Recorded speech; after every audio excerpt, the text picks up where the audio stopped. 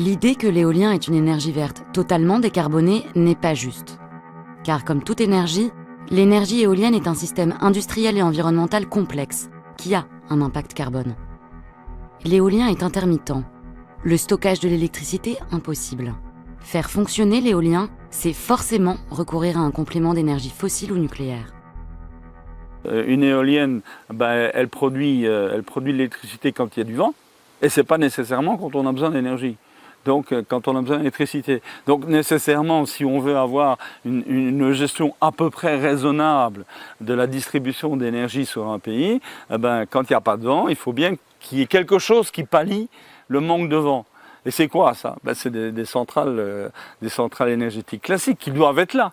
Donc il faut les construire, donc il faut amener du carburant de meilleure qualité pour pouvoir les faire tourner. Donc on est en train de tomber de Charybde en Scylla en disant vous allez voir, on va pallier la pénurie des carburants classiques grâce au vent. Non.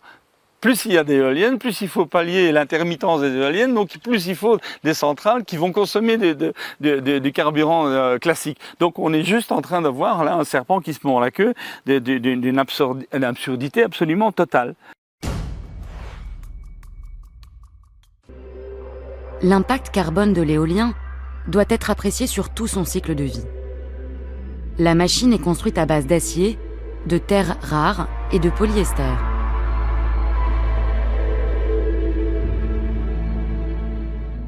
Le chantier de mise en place utilise des centaines de tonnes de matériaux et artificialise les sols.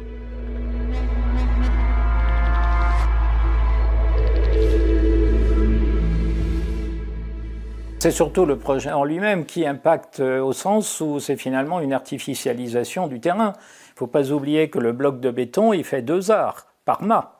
Donc si on multiplie ça par le nombre de mâts, on voit très bien tout ce qui est artificialisé, sans compter les pistes qui permettent d'acheminer aujourd'hui des mâts et surtout des pales de plus en plus grandes. Ça suppose effectivement la création en forêt le plus souvent, et malheureusement, ça suppose des défrichements pour réaliser des pistes immenses qui vont continuer à être entretenues.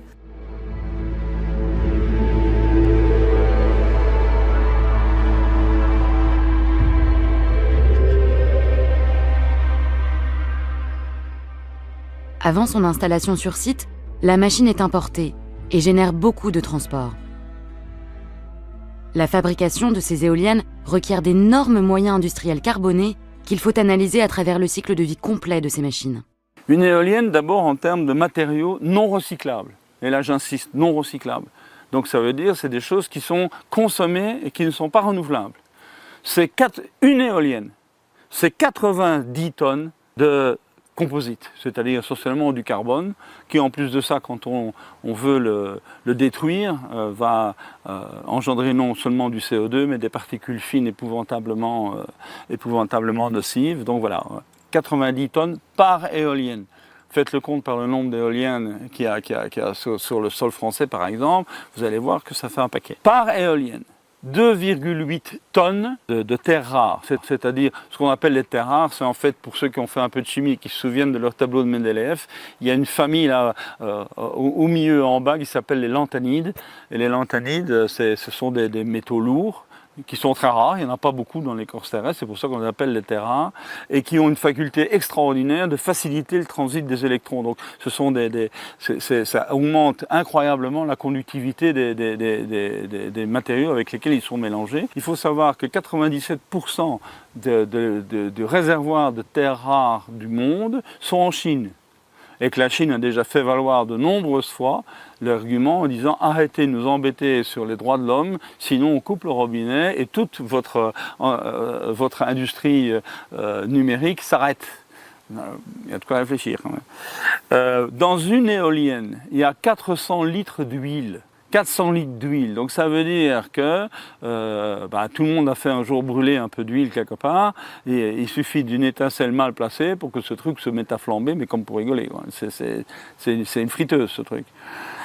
Il y a 300 tonnes d'acier pour produire de l'acier, je vous rappelle quand même qu'il faut aller chercher du minerai de fer, il faut le faire fondre, il faut le transformer en acier avec du carbone, hein, et après on peut le travailler, le laminer, etc., etc. 300 tonnes par éolienne, ça va bien? Et puis on arrive au dernier chiffre aberrant, 1500 tonnes de béton et de ferraille pour le socle. Bah forcément, vous imaginez un truc qui fait 200 mètres ou 300 mètres de haut, dans lequel le vent souffle, bah, il faut quelque part un contrepoids dans le bas, bah, ça c'est du béton et c'est de la ferraille, bah, c'est 1500 tonnes.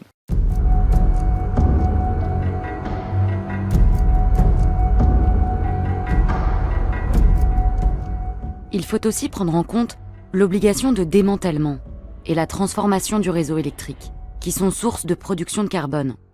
Alors, ce qu'on oublie toujours de dire aussi, et ça, moi, je voudrais insister au niveau thermodynamique, c'est que quand on a une centrale nucléaire, ben, la centrale nucléaire, elle produit de grandes quantités d'énergie sur un seul site. Et à partir de ce site, on distribue en étoile l'énergie électrique qui est nécessaire pour alimenter les industries ou les ménages. Tout va bien. C'est pas du tout le cas de l'éolien. L'éolien, c'est des productions extrêmement disséminées. Chaque éolienne est une petite centrale. Et pour pouvoir alimenter les réseaux en grande quantité d'énergie dont nous avons besoin, nous les êtres humains, eh ben, il faut quelque part raccorder ces éoliennes à des concentrateurs qui eux-mêmes vont alimenter le réseau. Est-ce que vous imaginez le nombre de milliers de tonnes de cuivre qu'il faut pour connecter chaque éolienne à ces concentrateurs qui vont permettre d'alimenter le réseau? Le cuivre, c'est pas gratuit. C'est un métaux non ferreux qui est extrêmement cher et de plus en plus rare. Point 1. Point 2, c'est des tonnes et des tonnes et des tonnes. Et pour les fabriquer, il faut consommer une quantité phénoménale d'énergie pour fondre le minerai, avoir le cuivre pur, le travailler et le rendre utilisable, etc. On n'en parle jamais dans les équations globales de l'éolienne. Or, c'est le réseau de distribution à partir des éoliennes vers le réseau de distribution global du pays, il est colossal. Il est colossal. C'est des milliers de kilomètres de gros câbles en cuivre qui doivent débiter à mort de l'électricité et on n'en tient jamais compte. Ah ben non, c'est gratuit le cuivre. Tout le monde sait bien que c'est gratuit.